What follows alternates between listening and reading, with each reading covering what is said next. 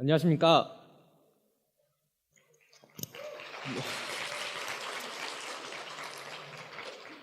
네, 저는 배재고등학교 2학년 차승아입니다. 일단 강연을 시작하기에 앞서서 여러분들에게 질문을 드릴까 합니다. 오늘 주제가 사람에 관한 건데 오늘 제가 사람 같아 보이나요? 네, 감사합니다. 여러분들이 저를 사람 같다고 많이들 생각해 주실 텐데 그렇다면 그 이유가 과연 무엇인가요?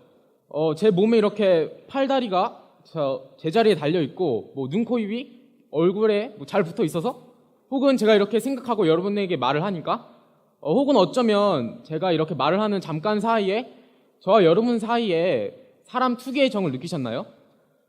그 어떤 누구도 딱 무엇이다 라고 정확히 말하지는 못할 것입니다. 왜냐하면 사람이라는 개념 자체가 매우 추상적이고 애매모호한 개념이기 때문일 겁니다.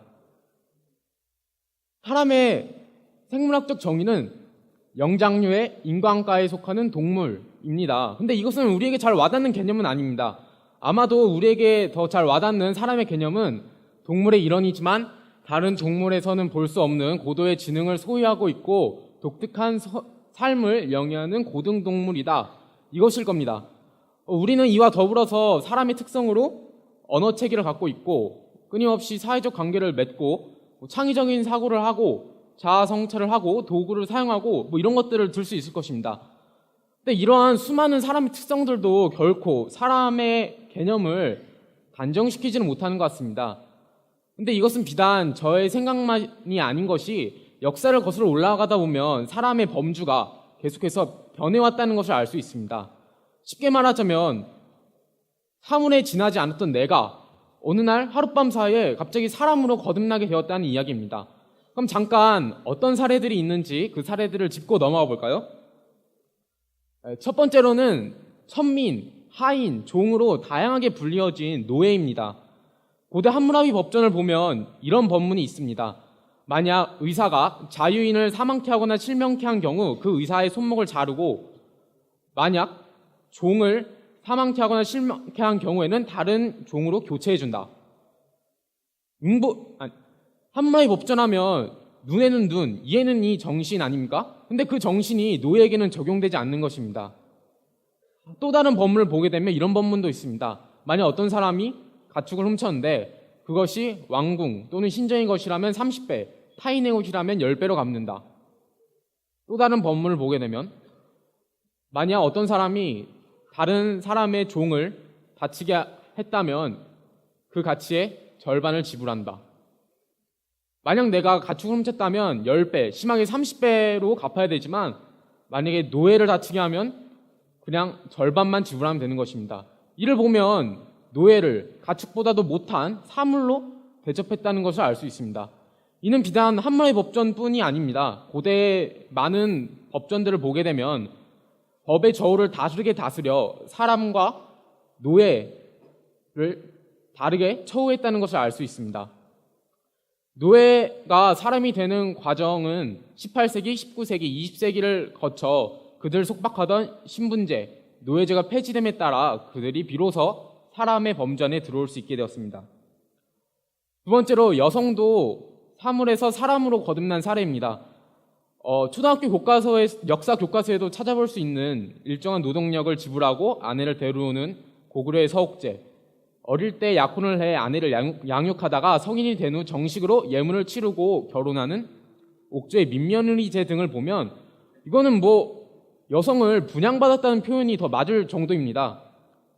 여성 역시 사물에서 사람으로 되어가는 과정이 순탄치 않았습니다.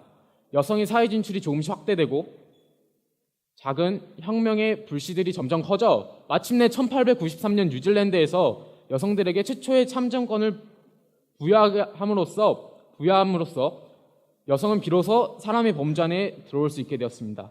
하지만 여전히 같은 범죄 안에서도 여성들은 남성들보다 낮은 대접을 받는 경우가 있고 아직도 일부 국가에서는 서남아시아, 북아프리카 등지 일부 국가에서는 여성을 남성의 전유물로 여겨 가족들에게 돈을 주고 거래하는 등 여성이 사물에서 사람으로 되어가는 투쟁은 앞으로도 계속되어야 할 것입니다.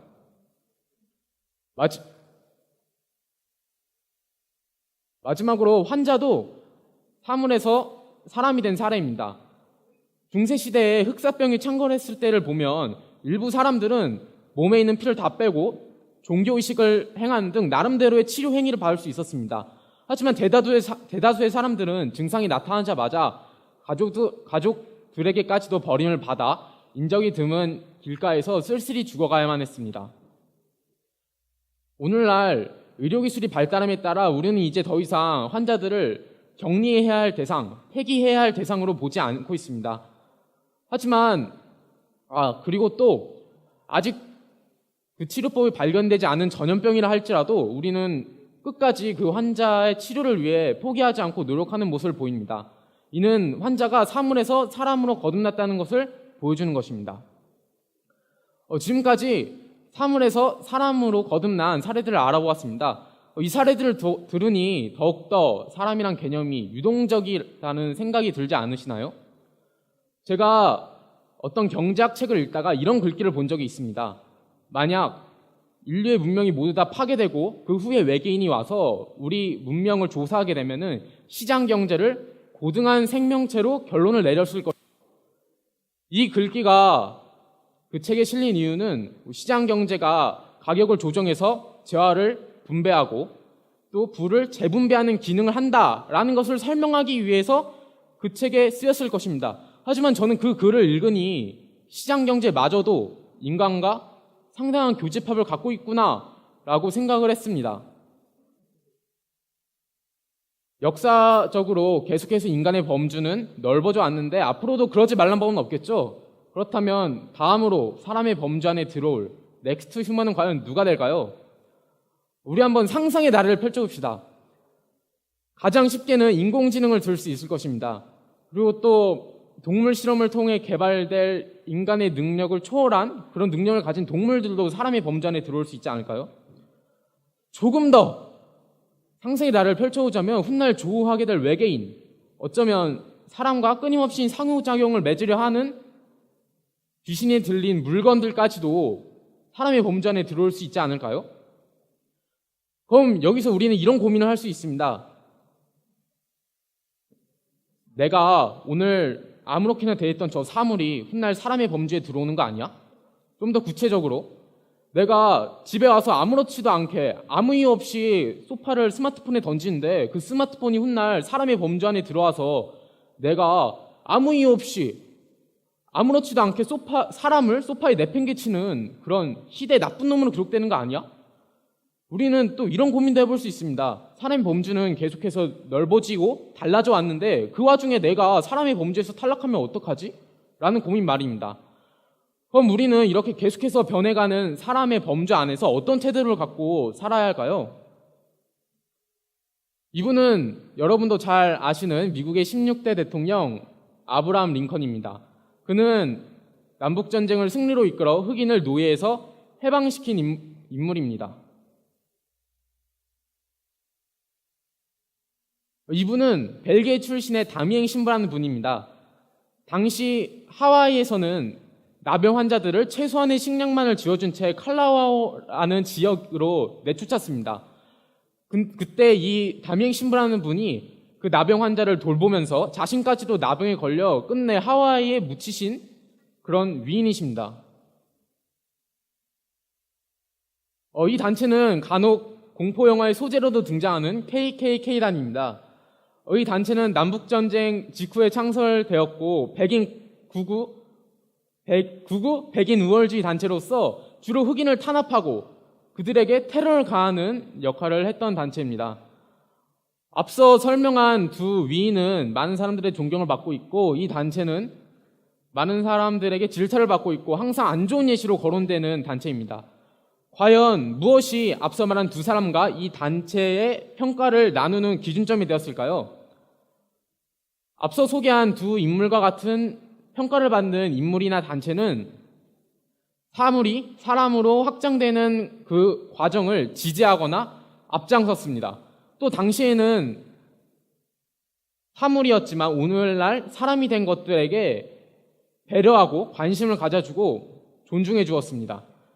이 KKK단과 같은 평가를 받는 인물이나 단체들은 사물이 사람이 되는 과정을 역행하고 또 당시에는 사물이었지만 오늘날 사람이 된 것들을 무차별하게 학대했습니다.